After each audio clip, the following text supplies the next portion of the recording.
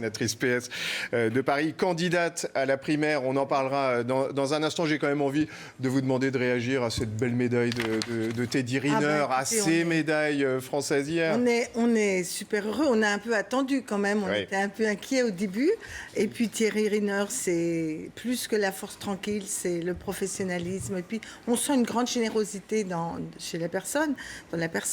Et puis on pense à tous ceux qui ont fait plein d'efforts et puis qui au dernier moment, il y a le petit truc qui manque, bien sûr, Florent Manoudou qui a été attendu. Mais j'ai aussi beaucoup apprécié la médaille d'or de notre jeune judoka, qui était un peu plus inattendu. Voilà, c'est ça les Jeux. En tout cas, c'est ce qu'on voudrait retenir parce qu'il y a toujours les grands soupçons de dopage ici ou là. Mais c'est quand même une belle aventure de rencontre humaine. Avant la politique, un mot de morale peut-être cette fois-ci. Jacqueline Sauvage hier reste emprisonnée, pas de libération conditionnelle, c'était un peu inattendu. Oui, j'ai fait un tweet quand j'ai appris cette décision que je n'arrive pas à comprendre. D'abord, je pense quand même qu'il y a une espèce d'impression de règlement de compte par rapport à la position du président. Quand on regarde les attendus, c'est quand même assez étrange. La personne n'aurait pas assez de remords. Et puis le mouvement féministe serait quasiment un handicap pour sa sortie parce que je ne sais quoi. Enfin bref, la justice française n'est pas adaptée aujourd'hui correctement aux violences conjugales faites aux femmes. Il faut qu'on revoie tout ce travail sur l'emprise qui pèse sur un certain nombre de femmes qui subissent des violences ainsi que leurs enfants. Et par ailleurs, je souhaite que l'appel du parquet soit entendu au plus vite et que Madame Sauvage puisse être libérée et retrouver ses filles. Cette semaine également, la loi travail a été promulguée. Vous avez beaucoup lutté contre. À la faveur de l'été, elle est promulguée, ça vous fait quoi ? D'abord, le combat va continuer parce que je crois que la mise en cause de la hiérarchie des normes est une grosse menace pour notre modèle social et républicain. Je pense que ça ne réglera strictement rien en matière d'emploi, si ce n'est de fragiliser les salariés. Que par ailleurs, les grands sujets, comme par exemple ce qu'on voit avec les chauffeurs, vous savez, de livraison, c'est-à-dire cette mauvaise utilisation de l'économie numérique pour détricoter notre modèle social, ça aurait dû être ça, des débats sur le droit du travail aujourd'hui. Alors il va y avoir les décrets, il faudra les attaquer. Et puis à la présidentielle, il doit y avoir un débat de fond sur est-ce que notre modèle social est un handicap pour notre économie ou est-ce qu'au contraire ça doit devenir un atout. Nous sommes à la fin d'un cycle. On nous a expliqué qu'il fallait de la compétitivité, la politique de l'offre, sans arrêt réduire le train de vie de l'État, les avantages sociaux, les droits sociaux des salariés, que ça allait donner de la prospérité. Tout le monde se rend compte dans la planète que cette hyper-concurrence débridée sans règles, elle aboutit à un affaiblissement à part d'un petit noyau qui en profite. Et on le voit aux États-Unis dans le débat qu'il y a pour la présidentielle, on l'a vu dans le débat sur le Brexit sous une autre forme, on l'a de façon larvée depuis des années et des années en France.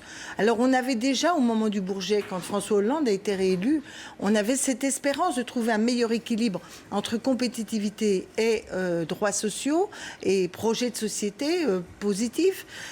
Ça n'a pas été trouvé, c'est même parfois été à rebours de nos engagements.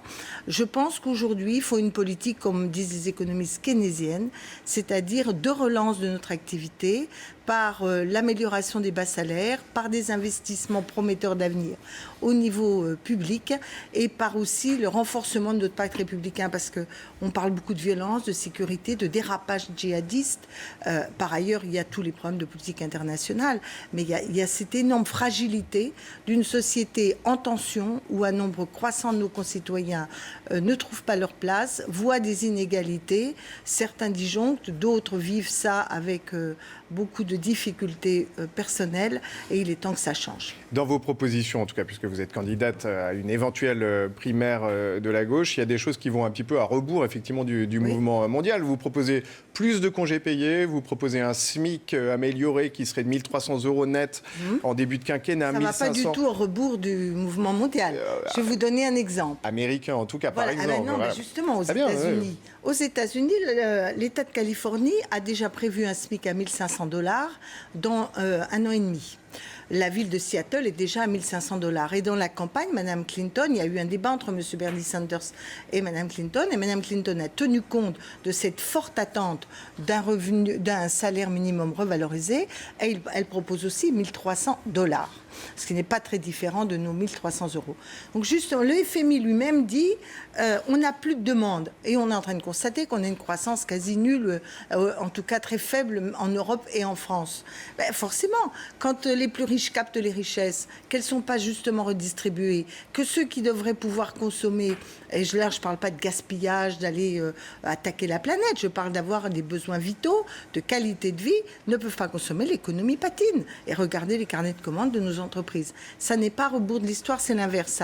Ça montre un nouveau cycle qui doit s'engager. Nouveau cycle parce que François Hollande, avec qui vous n'êtes pas tendre, vous avez d'ailleurs publié un livre en mars dernier qui s'appelle « Merci pour ce changement ». Et ironiquement, qu'est-ce qui lui a...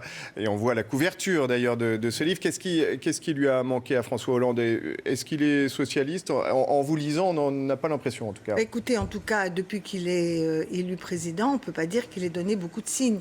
Il y a beaucoup de choses qui ont amené à cette situation. La première, ça a été de ne pas rassembler tout son camp, toute la gauche qui avait permis son élection. Il n'a pas été élu avec des montagnes d'avance.